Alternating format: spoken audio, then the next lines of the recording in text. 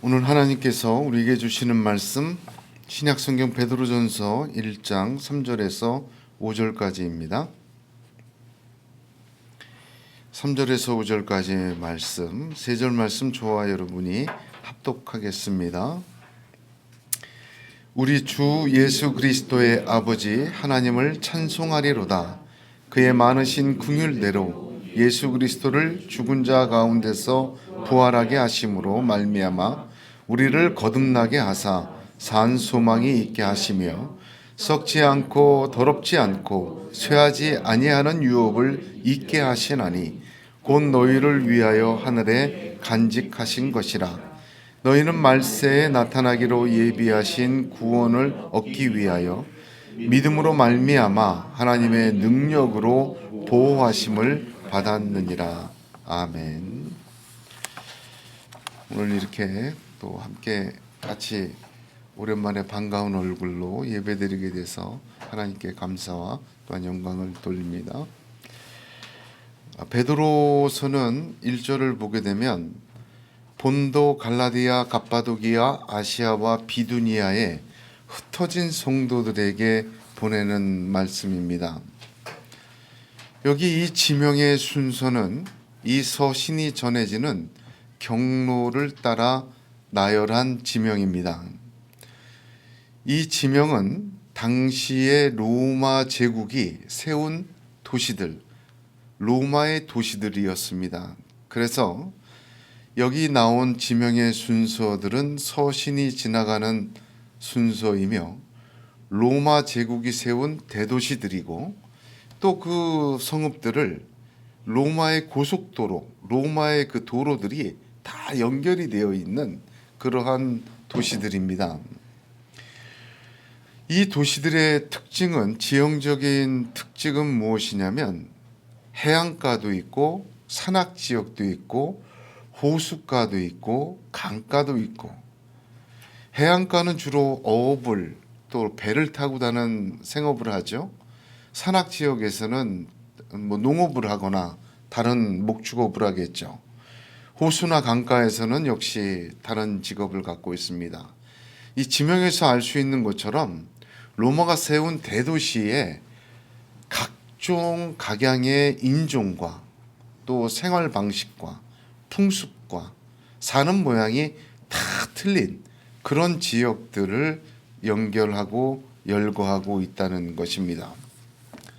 여기에 흩어진 자, 베드로가 편지를 하는 여기 흩어진 나그네들이 그럼 누구인가? 언제 그 로마의 도시들로 그리스도인들이 가 있었는가 하는 것을 생각하게 됩니다. 대부분은 바울이 전도한 지역이다라고 생각을 하지만 그렇지 않습니다. 사도행전 16장을 보게 되면 성령이 아시아에서 말씀을 전하지 못하게 하시거늘 바울을 막았습니다. 또한 예수의 영이 허락하지 아니하는지라. 지금 열거된 지역으로 바울이 복음을 증거하러 가는 것을 성령이 막으셨어요. 그러면 여기에 흩어져 있는 그리스도인들은 누구인가? 어떤 사람들인가? 그 사람들은 사도행전 2장에 나오는 사람들입니다. 예수님께서 십자가에서 죽으시고 부활하신 후에 120명의 문도들이 예루살렘에 모여서 약속하신 성령을 기다리며 열심히 기도하고 있었어요. 사도행전 2장을 보면 그러다가 성령 세례를 받고 어떻게 됩니까? 나와서 오순절 명절에 전 세계에서 모여든 유대인들, 고향을 찾아 모여든 유대인들에게 그 사람들이 살고 있는 그 나라 사람 말로 복음을 증거하기 시작했어요. 사도행전 2장에는 어떻게 되어 있냐면 우리 각 사람의 난곳 방언으로 듣게 되는 것이 어찌미뇨.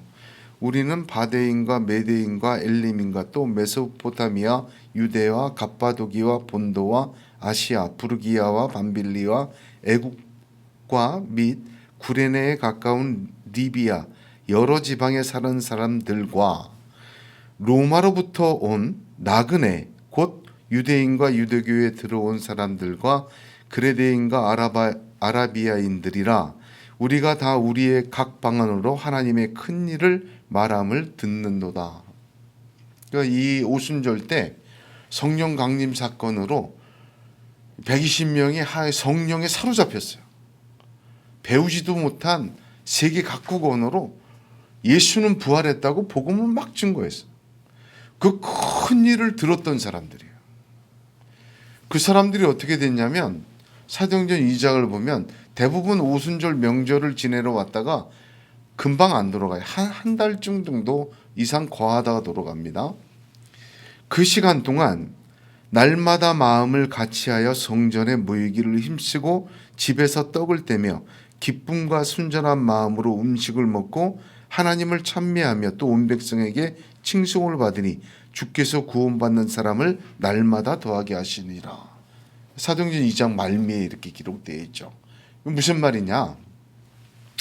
그 모였던 사람이 성령의 직접적인 역사로 120명이 배우지도 않은 각 세계의 언어로 복음을 증거하자 그거 다 믿은 거예요. 그 사람들이 돌아갔습니다. 바로 그들에게 편지를 한 겁니다. 그러므로 이 베드로서는 불신자를 위한 복음이 아니라 성령의 직접적인 오순절 마가의 다락방 역사로 예수 믿고 복음 듣고 하나님 말씀 듣다가 자기의 삶의 터전으로 돌아가서 계속 기독교 그리스도인으로 예수 믿으며 믿음으로 살던 사람들에게 보낸 편지예요. 왜 보냈는가? 그 당시에 로마 제국이 예수 믿는 사람, 네로 황제 시대 아시죠? 예수 믿는 사람을 엄청나게 박해하기 시작했어요. 참 믿음을 가지고 돌아가서 열심히, 그렇지만 또 그 세상 속에 섞여서 다양한 지역, 다양한 인종, 다양한 풍습 속에서 예수를 믿다 보니까 로마 제국이 자기들을 박해하고 핍박하고 손가락질하고 이상한 사람 취급하고 그러는 거예요. 하나님께서는 베드로를 통해서 그들에게 외부적으로 덮쳐오는 그 고난과 어려움과 핍박과 고통을 어떻게 이겨내고 하나님의 사람으로 서야 되는가를 베드로 전후서를 통해 전해주고 있는 것입니다. 놀랍게도 그들에게 어떻게 대응하라, 그런 박해에 있을 땐 너희들은 어떻게 하라는 구체적인 지침보다는 베드로서를 통해서 하나님은 정체성을 이야기하십니다. 네가 누군지 알아야 된다.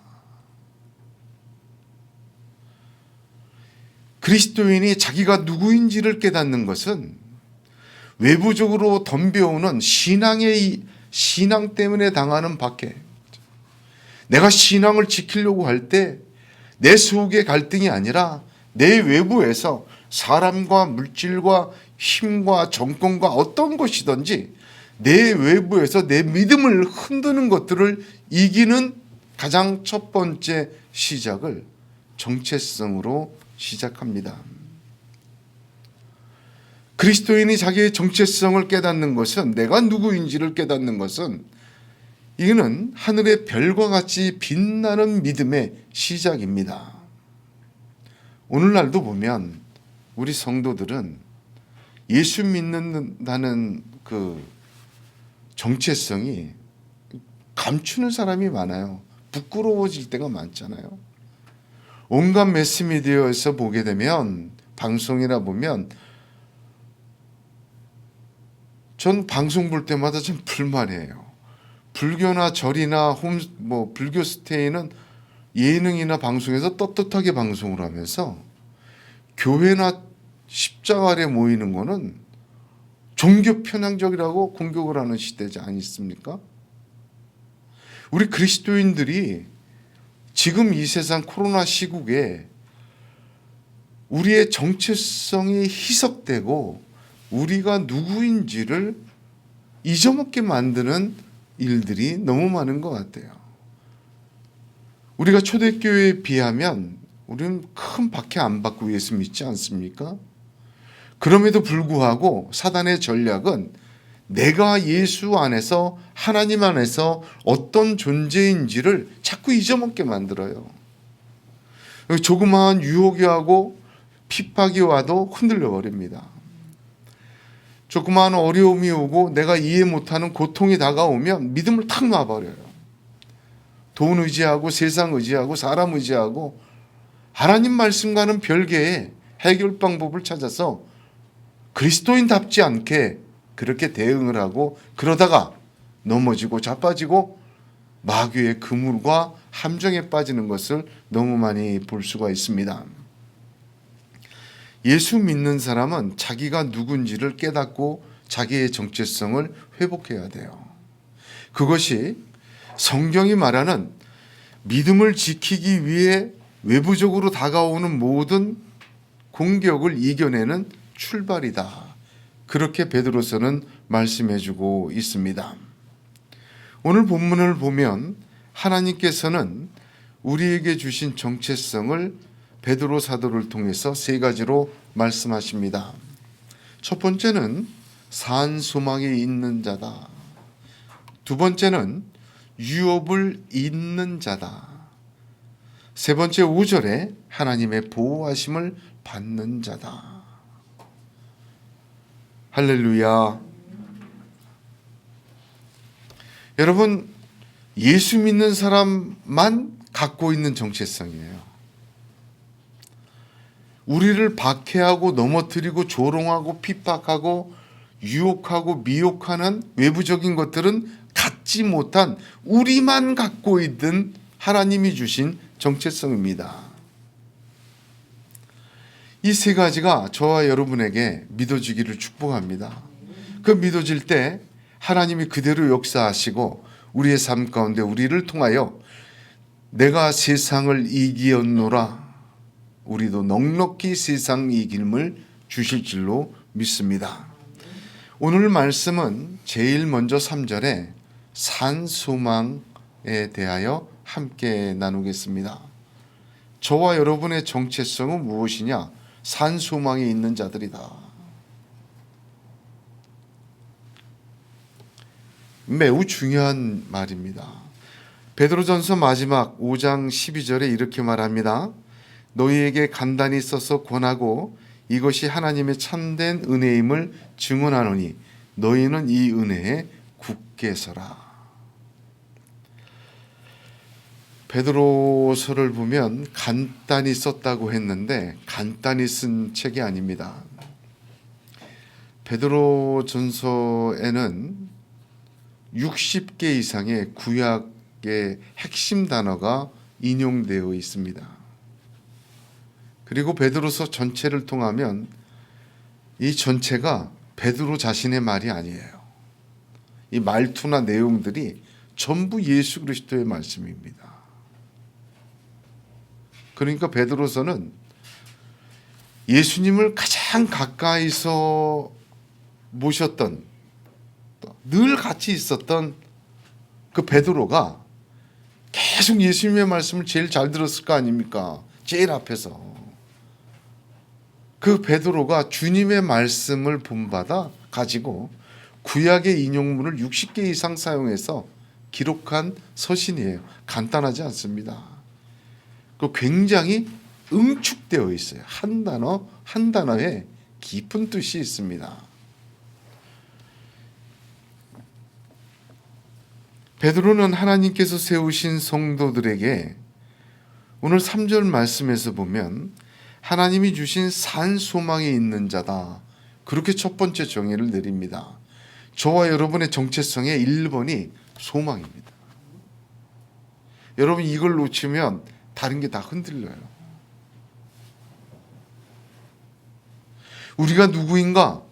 천국 갈 사람이다. 우리가 누구인가? 하나님 나라 갈 사람이다. 여러분 이걸 놓치면 다 무너집니다. 제가 왜 이렇게 얘기하냐면 목회자들 중에서도 또 신앙의 위대했던 사람들 보게 되면 하나님 나라에 대한 소망이 없는 사람, 죽으면 그만이지 뭐. 정말 그 실제적인 하나님 나라에 대한 소망이 없는 사람이 신앙생활하고 목회를 하고 주의 일을 하게 되면 어떻게 됩니까?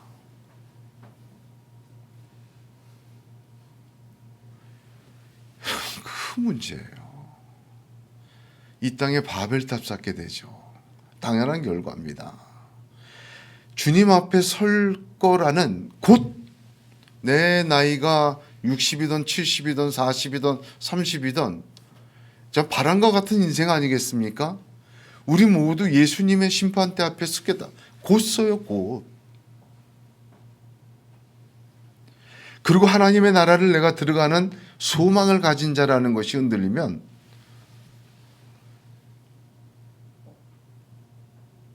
제가 들은 말이지만 우리나라 초기에 복음이 들어왔을 때 지방 그 수령들과 군수들이 자기 지역에 교회 생기는 게 너무 싫었대요. 왜 싫었냐 하니까 교회 다닌 사람은 부정과 부패를 하네. 아주 똑바로 살기 때문에 좀 뭐 적당히 기름칠 알고 적당히 돌아가야 되는데 교회가 생기면 그걸 못하니까 교회 생기는 걸 처음에 싫어했대요. 그 정도로 기독교인들이 힘을 가지고 있었어요. 어떤 힘을 갖고 있냐? 하나님 나라를 바라보기 때문에. 박해를 해서 죽여도 천국 간다는 믿음으로 질려버리는 거예요. 로마 시대에도 그러지 않았습니까? 사자의 밥이 되고 짐승의 밥이 되고 불을 태워도 찬송을 하면서 죽으니 놀라 자빠지는 거예요. 세상이 감당을 못하는 이 사람들을. 왜? 하나님 나라에 대한 소망이 있기 때문에.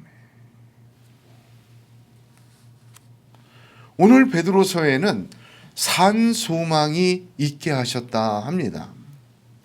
산 소망이라는 말은 문자 그대로 살아있는 소망이다, 그런 뜻입니다. 그러면 죽은 소망도 있습니까? 살아있는 소망이 있게 하셨다. 그러면 죽은 소망이 있다는 말인데요. 죽은 소망이 있죠. 성경 전체를 한번 찾아보니까 산 소망이라는 단어가 여기 한 군데밖에 없어요. 다른 것을 보게 되면 다른 단어들은 구약부터 여러 군데 나와요. 특히 베드로서는 아까도 말씀드린 것처럼 구약의 60개 이상을 인용하고 예수 그리스도의 말씀을 계속 풀어낸 거라 복음서 또 구약 거기 다 나와요. 여기 거의 다가. 산소망이라는 단어는 여기 성경에서 베드로전서 여기 1장 3절 딱 한 군데만 나와요. 그것은 무엇을 의미하냐면 베드로의 독특한 개인적인 신앙적 체험에서 나온 고백적 단어라는 것입니다. 이건 베드로만이 할 수 있는 말이야죠. 저 100% 동의합니다. 정말 베드로만이 이 말 할 수 있어요. 왜 그렇습니까? 베드로 보세요. 예수님이 베드로를 찍어서 데리고 오셨죠. 베드로가 예수님을 찾아온 사람 아니에요. 너는 나를 따르라 그랬어요. 가서 보죠. 고기 잡는 사람에게 너는 나를 따르라. 예수님이 택한 사람이에요. 하나님의 은혜죠. 예수님이 택해서 교회의 반석이 되는데 주는 그리스도에서 살아계신 하나님의 아들이라는 놀라운 고백을 함으로 예수님의 칭찬을 받고 교회의 반석이 돼요. 그런데 동시에 사단아 내 뒤로 물러거라 책망도 또한 받습니다. 예수님이 십자가를 지시고 겟세마네에서 기도할 때 누가 주님을 잡아가는지 절대로 그럴 수 없습니다. 칼을 빼가지고 말구의 귀를 쳐버렸어요. 그리고 뭐라고 그랬습니까? 나는 주님과 함께 죽겠습니다. 결코 물러서지 않겠습니다. 그래 놓고는 3번이나 저주하면서 부인하고 나가서 통곡합니다. 부활하신 소식을 듣고 제일 먼저 달려가 빈 무덤에 들어간 사람도 베드로였지만, 그리고도 그는 나는 고기 잡으러 가겠노라 하고 돌아갔어요. 베드로 자신은 죽은 소망이 뭔지, 죽을 소망이 뭔지 자기 자신이 철저히 겪은 사람입니다. 요한복음 21장에 보면 주님이 이제 베드로를 찾아와요. 내가 나를 사랑하느냐? 내가 나를 사랑하느냐? 내가 나를 사랑하느냐? 3번이나 물으시니까 마지막에는 베드로가 이렇게 대답합니다. 근심하여 이르되 주님 모든 것을 아시오매 내가 주님을 사랑하는 줄을 주님께서 아시나이다. 주님, 내 사랑이 어떤 한계가 있는지 아시지 않습니까? 주님, 저 근심스럽습니다. 주님과 함께 죽으려는 소망도 있었지만 저주하며 3번 부인할 수밖에 없는 그런 죽을 소망의 사람입니다. 날 아시지 않습니까? 내가 어떤 인간인지, 내가 주님에게 어떻게 했는지 주님 다 보지 않으셨습니까? 제 사랑의 한계가 어떤지, 제가 사랑한다고 했던 것이 거짓은 아니었지만 그러나 그것이 얼마나 헛된 것이었는지 주님 아시지 않습니까? 탄식하며 고백합니다. 그런데 부활하신 후에 베드로는 이 말씀 후에 전혀 달라졌어요. 3번 부인하고 도망가던 베드로가 예수님이 약속하신 대로 예루살렘으로 다시 들어갑니다.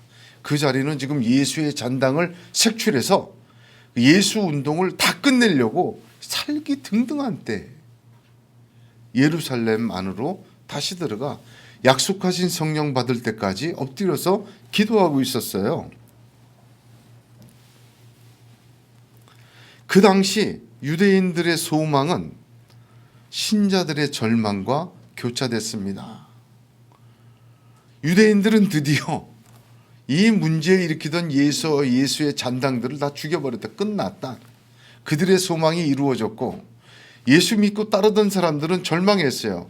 그들이 갖고 있던 우리를 구원하시고 하나님 나라를 이루실 분이라고 믿었노라 한 사람들은 죽었으니 끝났고 다 끝났구나. 그들의 소망은 죽어버렸습니다. 그 속에서 베드로는 주님의 약속을 믿고 예루살렘에 들어가 성령 받기 전에 뭐 합니까? 사도행전 1장에 2장이 성령 강림인데 1장이 뭐예요?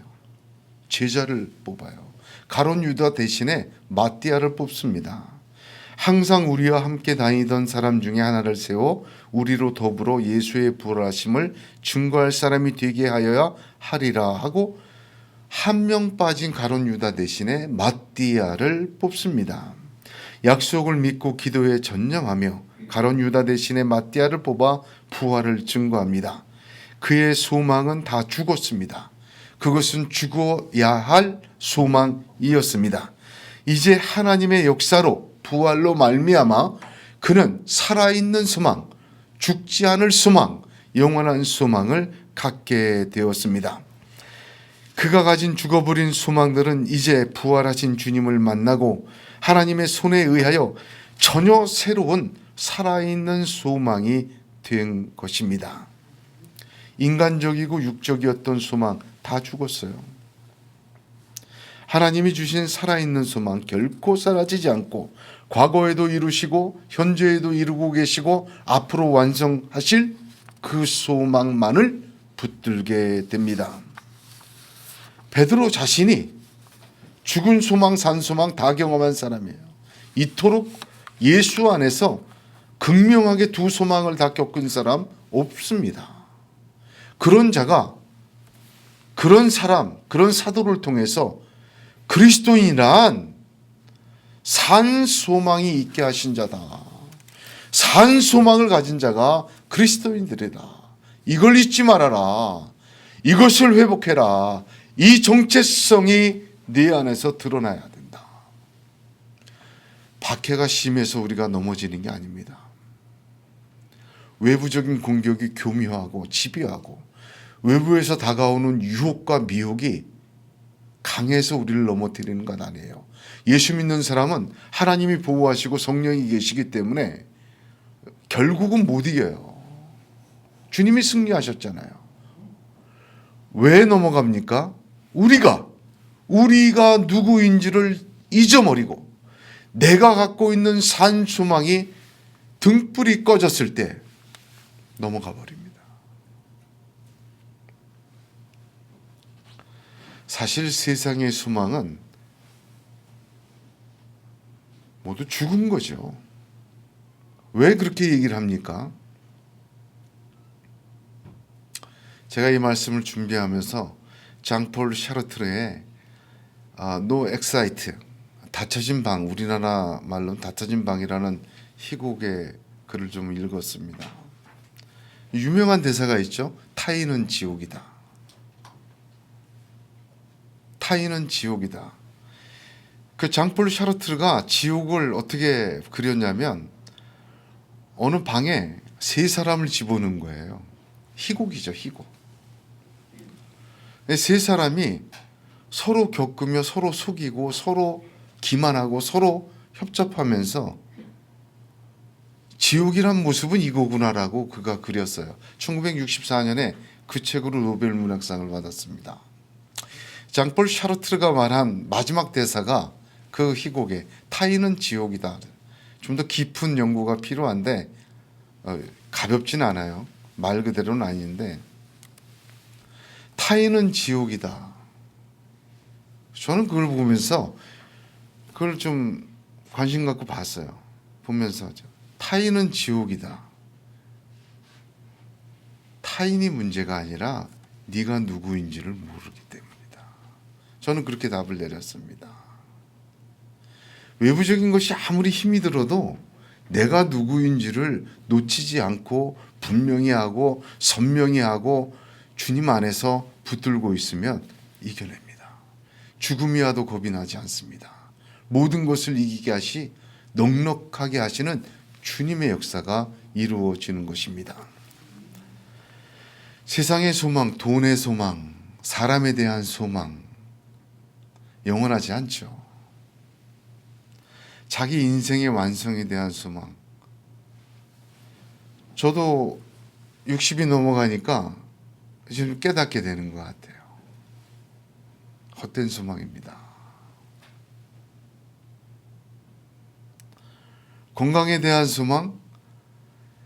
절대로 안 돼요. 왜? 쇠해질 수밖에 없어요.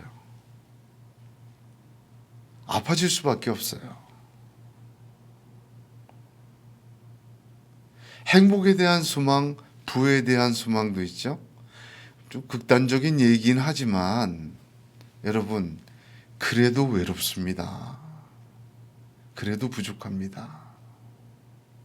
왜? 죽은 소망이기 때문에. 우리에게 영원한 소망은, 살아있는 소망은 하나님 한 분입니다. 하나님 한 분이에요. 살아있는 소망은 있고 죽을 소망, 죽어있는 소망을 붙들고 자기의 인생을 낭비하며 외부적인 공격에 휘둘리는 사람을 보면 너무 안타까워요. 살아있는 소망을 붙들을 때 죽을 소망도 살아있는 소망 안에서 생명으로 피어납니다. 할렐루야.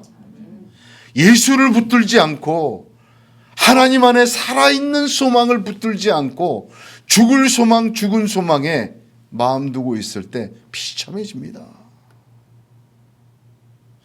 하나님은 우리에게 살아있는 소망을 주셨고 산 소망으로 들어가게 하셨습니다. 그 소망 안에 죽어있는 소망도 죽을 소망도 다시 생명을 얻고 그 속에서 찬란하게 빛납니다. 이게 그리스도인입니다. 이것을 붙들어야 합니다.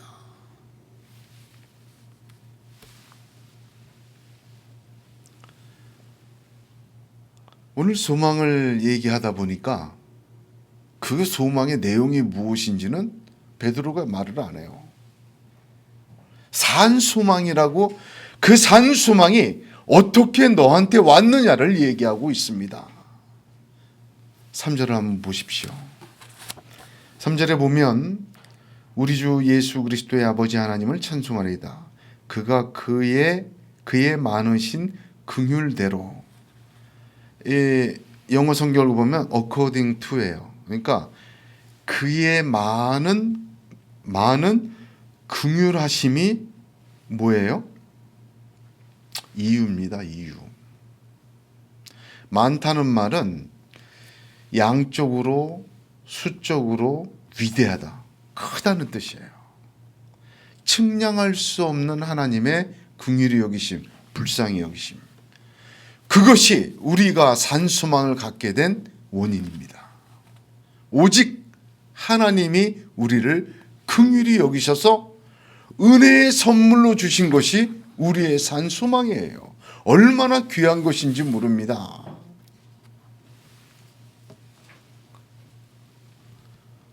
하나님의 불쌍히 여기심으로 내게 산 소망을 주셨어요. 자, 이 말이 무슨 뜻입니까? 조건 없다는 말이에요. 믿었으니, 내 자녀 됐으니, 내 새끼 됐으니 불쌍해서, 안타까워서 묻지도 않고 따지지도 않고 조건 안 달고 자꾸 주시는 거예요. 산 소망을. 내 자식이니까. 뭘 통해서 주셨다? 그 다음 나옵니다. 예수 그리스도를 죽은 자 가운데서 부활하게 하심으로 말미암아. 방법입니다. 시작은 어디예요? 하나님이 내 자식, 내 자녀 너무 불쌍히 여겨서 하나님 자신이 이 땅에 오셔서 십자가에 죽으시고 3일 만에 부활하신 그 하나님의 사건, 신적 사건의 놀라운 역사로 우리에게 산소망을 주셨어요. 할렐루야. 이 엄청난 겁니다. 이 소망 주신 것이. 너무 큰 소망 주시니까 실감이 나지 않아요? 이 두 가지를 말해요. 내용을 말하지 않습니다. 어떻게 그 산소망이 너한테 왔는지를 말해주고 있어요. 그러니 이 말은 어떤 의미를 갖고 있습니까? 이 산소망은 이건 간단히 생긴 게 아니야. 하나님의 긍휼하심으로 예수님이 십자가에 죽고 부활하심으로 주신 거야. 이걸 놓치면 안 돼. 하나님의 사건이야. 이 소망은 취소가 되질 않아. 이 소망은 영원히 이어져. 이 소망은 하나님의 약속하신 대로 반드시 이루시는 약속이야. 창세기부터 지금까지 하나님이 말씀하신 그 약속 그대로 반드시 이루시는 하나님이 행하신 역사야. 작게 생각하면 안 돼. 하나님이 주신 귀한 걸 놓치면 안 돼. 그런 애끓는 마음이 이 말씀 속에 들어 있습니다. 소망의 출처가 하나님의 불쌍히 여기심, 자기 자녀를 사랑하는 애끓는 마음에서 주신 것이요, 그 방법 역시 자기의 독생자 예수 그리스도를 십자가에서 죽으시고 부활케 하시는 말도 안 되는 하나님의 사랑의 역사를 통해 우리에게 주신 소망이 산 소망입니다. 그 소망은 하나님이 그렇게 주셨기에 반드시 이루어지는 소망입니다. 그리스도인은 놓치지 말아야 될 소망인 것입니다. 그 소망이 그 다음 말씀도 참 깊습니다. 말미암아 우리를, 거기부터 같이 한번 읽어볼게요. 시작. 우리를 거듭나게 하사 산 소망이 있게 하시며. 산 소망이 있게 하시며, 이 말을 직역하면 산 소망으로 들어가게 하시고요, 그 뜻이에요. 영어 전치사로는 into, 헬라어 전치사는 에이스라는 전치사인데 목적과 방향을 향해 들어가다는 뜻이에요. 그러니까 산소망이 있게 하시며, 존재하게가 아니라 산소망 안으로 들어가게 하셨다는 뜻이에요. 죽은 소망에 있던 사람들이 하나님이 만들어낸 거예요. 긍휼과 사랑으로 예수 그리스도의 십자가와 부활로 산소망의 길을 확 열어놓으셨어요. 그 끝은 하나님 나라 영생이에요. 거기다가 우리를 들어가게 하셨다는 거예요. 지금 그 말 뜻입니다. 이 말이 산소망이 있게 하시며 우리에게 존재하게 했다는 뜻이 아니라 우리로 하여금 그 산소망의 길로 집어넣었다는 뜻이에요. 로마서 6장 8절을 보면 만일 우리가 그리스도와 함께 죽었으면 또한 그와 함께 살 줄을 믿노니, 여기 중요한 단어가 함께입니다.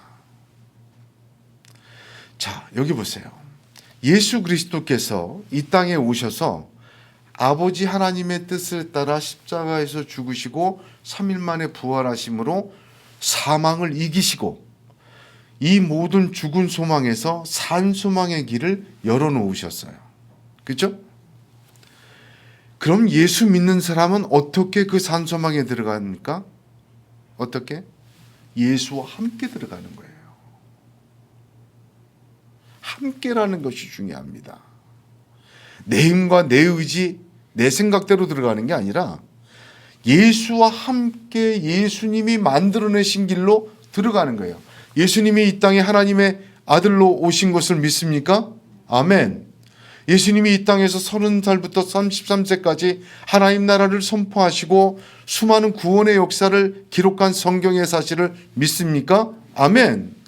예수님이 십자가에 죽으시고 나를 위해 죽으신 역사적 사건을 믿습니까? 아멘.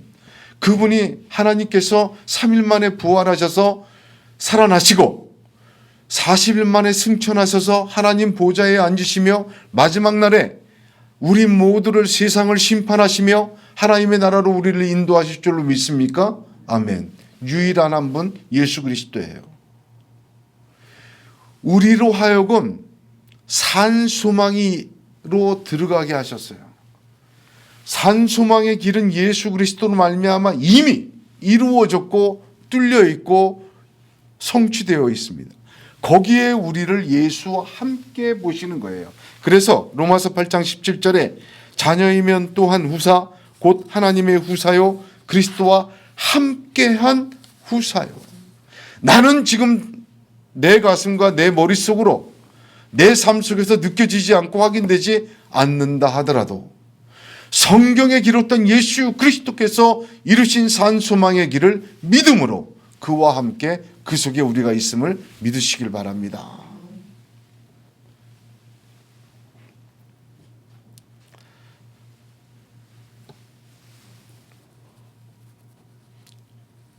모든 사람이 예수님을 십자가에 죽인 후에 이제는 이겼다 환호성을 했습니다. 승리를 선언했습니다.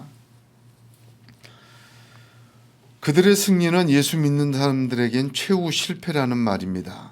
실제로 그러했어요. 예수님을 십자가에서 찢어 죽이자 예수님의 제자들과 예수 믿는 사람들 다 도망갔습니다. 그 중에 엠마오라는 고향으로 두 제자가 내려가고 있었습니다. 그들은 예수님의 부활을 몰랐는데 부활하신 예수님이 그 길에 찾아오자 그 예수님에게 이렇게 말합니다. 우리는 이 사람이 이스라엘을 구속할 자라고 바랐노라. 그렇지만 그들의 이 소망은 죽었습니다. 십자가의 예수와 함께. 그런 그들을 하나님은 거듭나게 하시고 새로운 소망을 부어주셨습니다. 저희 눈이 밝아져 그인 줄 알아보더니 예수는 저희에게 보이지 아니하시는지라 저희가 서로 말하되 길에서 우리에게 말씀하시고 우리에게 성경을 풀어주실 때 우리 속에서 마음이 뜨겁지 아니하더냐 하고 곧 그 시로 일어나 예루살렘으로 돌아가 보니라고 합니다. 그들은 십자가에서 죽은 예수를 보았습니다. 죽은 소망입니다. 그러나 부활하신 예수를 만난 후에 산 소망, 살아있는 소망 예수를 만났습니다. 하나님은 우리를 거듭나게 하십니다. 자, 중요하죠? 우리를 이해시키지 못하세요. 왜? 우리 이해할 수가 없어요. 여러분, 저와 여러분에게 산 소망이 어떤 것인지를 보여주질 못하세요. 우리 육신의 눈으로는 볼 수가 없기 때문에. 하나님은 그래서 우리를 다시 태어나게 하십니다. 다시 태어나지 않고는 그 산 소망 볼 수가 없어요. 거듭나게 하사 산 소망에 있게 하시며,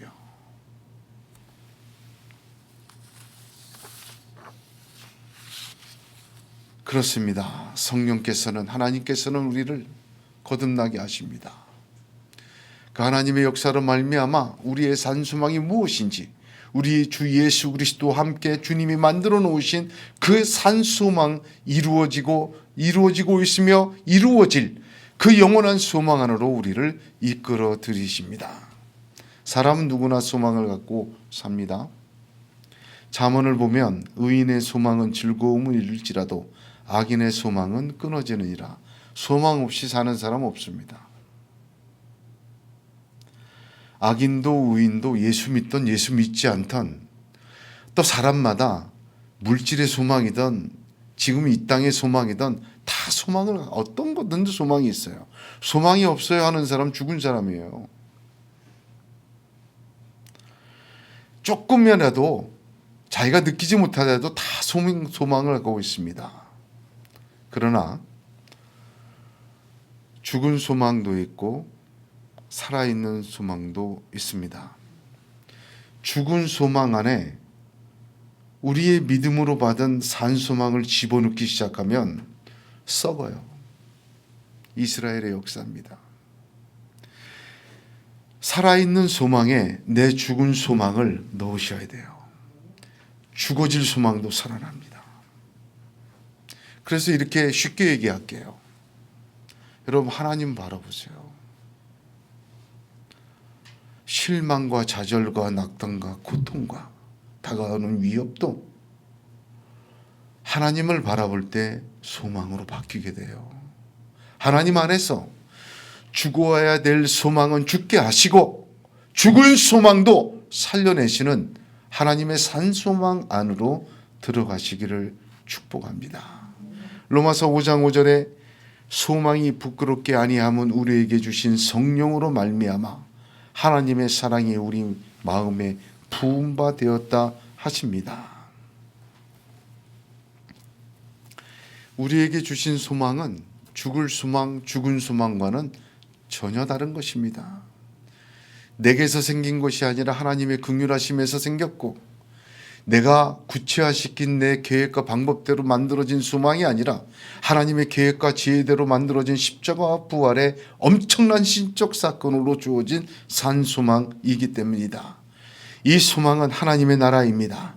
하나님의 사랑이 우리의 소망이고 하나님의 인도하심과 보호하심과 하나님의 약속이 우리의 소망입니다. 그 약속 속에서 죽을 소망, 죽어야 하는 소망, 죽은 소망도 예수의 이름으로 다시 살아나고 산 소망 안에 들어가는 줄로 믿으시기를 바랍니다. 오리를 갈 사람과 심리를 갈 사람은 신발끈 매는 것이 다릅니다.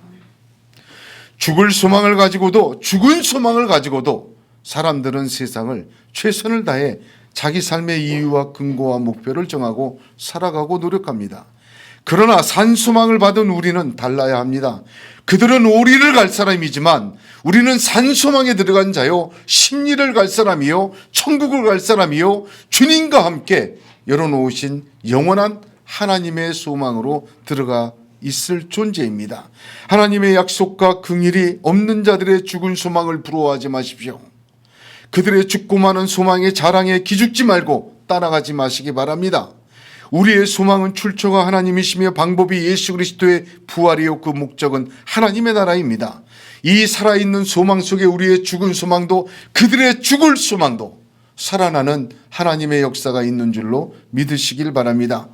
외부적으로 다가오는 어떤 고통과 어려움과 박해와 또한 유혹과 미혹과 나를 넘어뜨리고 내 인생을 공박하는 어떤 것이 있을지라 하라도 이 정체성이 저와 여러분에게 깊이 새겨지길 원합니다. 그 속에서 죽었던 것은 살아나고 죽을 것도 생명이 되고 하나님의 산소망의 사람으로 영광스러운 승리로 인도하시고 이끌어 주실 줄로 믿습니다. 그렇게 되시기를 예수님의 이름으로 축복합니다. 우리의 믿음의 끈이 우리의 정체성으로 다시 한번 메워지는 이 주일 되시기를 다시 한번 주님의 이름으로 축복합니다. 기도하겠습니다.